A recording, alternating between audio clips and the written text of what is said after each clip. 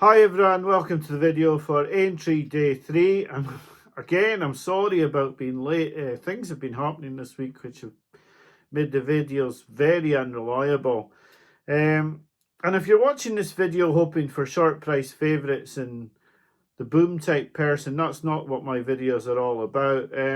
We are about trying to get some value, and if we lose on those value picks, then so be it. But we're not into betting on even money favourites, etc. And yeah, I got a message from Michael Watts last night saying it was worst tips there ever, but I'm not gonna tip up horses that aren't value. I'm not gonna tip up horses who are even money when they should be 2-1, 9-4. I don't care if they win. If they win, I'll just leave them alone.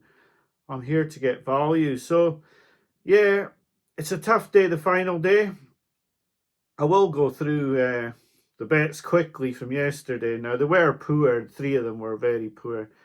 Shana Bob ran a terrible race. So Castle de Motte got heavily backed, but didn't run well either. I don't understand why he was held up so far back, but he never got into the race. And Picar was just getting into the race when he unfortunately fell. It was a strange race, that last race, where that horse came from almost tailed off to win at 40-1, and who knows where Picar would have finished, because the front runners really stopped in that race. The one that was difficult to take was obviously James de Burley, who looked like he was going to win, and like one of the viewers said, he's got a heart of a peanut, and as soon as he got re-challenged, he just buckled like a wet Kit Kat, and it was soul destroying to watch, actually, because he was definitely the best horse in the race. And yeah, really felt bad that lost. I hate when I lose my own money, but when I put the horses up my own channel, I feel even worse. I'll just quickly get on to Grand National Day, because there isn't a lot for me to go through, but I'll get on to it now. In the first, obviously most people like West Balboa, and she's clearly been laid out for the race, but she's such a poor price that you just can't. Like I say, I'm looking for value, and when you're looking at a 5-1 shot that's 5-2, you just can't back it. Yes, it may win, and I know the big boomers will be out if it does win, and they'll all be congratulating themselves, but like, we're not at that stage here, and I can't back that at 5-2, whether it wins or not. I just can't be backing horses at under price.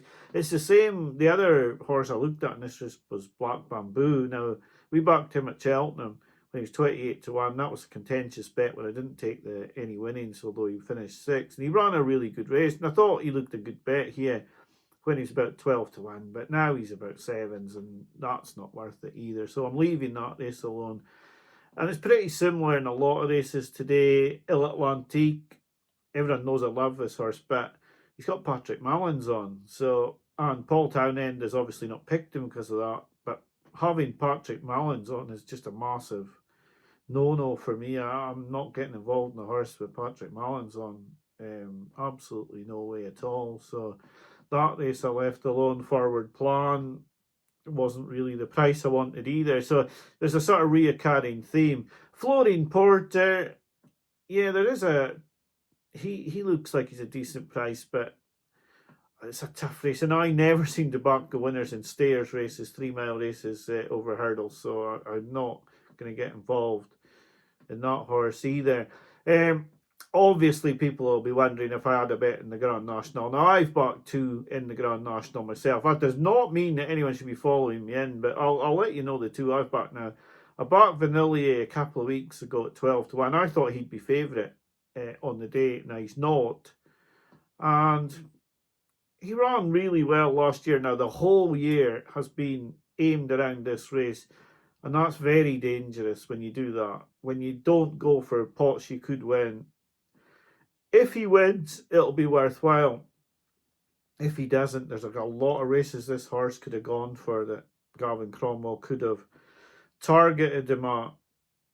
Now, Cromwell's the top target trainer. If I had a horse and I wanted it trained for one specific race, then I think it'd be Gavin Cromwell that'd have my horse. So I think he's a good each way shot at 12-1, but this is such a lottery of a race that it's very difficult to be you know, any horse could jump across him here and scupper his chance, so it's very difficult. But Vanillier was my original first pick, and the only other one I've backed is one who was going well last year when a horse jumped across him and caused him to unseat the rider. Keith Donoghue was on that day, but today it's got Jack Kennedy, and that's Delta Work. So they're the two that I quite like. Now, Delta Work didn't run, the cross country wasn't run, so you do wonder if him, Manila Indo, and Cocoa Beach might be quite fresh for this race and maybe run a bit better than they would have had they run at Cheltenham in the bog. But Vanillier and Delta Work are the two that I've looked up for the Grand National now. It is a lottery, so if you follow me in, then that's not really the way betting is. I mean, sometimes I'll come up with a view, I'll come up with good reasoning why, but in a race as much of a lottery as the Grand National, I don't think anyone should be following other people's bets, and unless they've made an outstanding case and people have missed that outstanding case. But Vanillier, yeah, he's been laid out for the race. He's got a great chance. Gavin Cromwell is a great target trainer. Hopefully he'll run well. In the two final races, I might have a few bits of shrapnel on Silent Approach at 80-1. I loved this horse when she was third behind Blood Destiny and Spillans Tower. But after that, she was very, very poorly campaigned, and they ran the guts out the horse for best part of 2 months, running virtually every week and every fortnight. Now, that has to have taken a toll. Now, she's had a break, and like I said, I do like her form behind Blood Destiny and Spillans Tower. She's a huge price, and I would back her each way at 80s, but not big money. Not like what we lost on James de Burley yesterday or anything like that. But it'll be a big return if she even gets placed, because she's going to be 16-1 for the place. So that's my thoughts on the races on day 3. I'm very sorry about the losses on day 2. Who knows, maybe Vanillier or Delta Work can win the National and get those losses back. But yeah, Aintree isn't my forte, like I said, all week. And it's looking like it's going to be a poor Aintree at the moment. So thanks for watching, and I'll be back to you if I see any sort of anti-post stuff from Aintree or any horses well priced for Punchestown. But good luck with your bets today on the Grand National. Thanks for watching the video, and bye for now.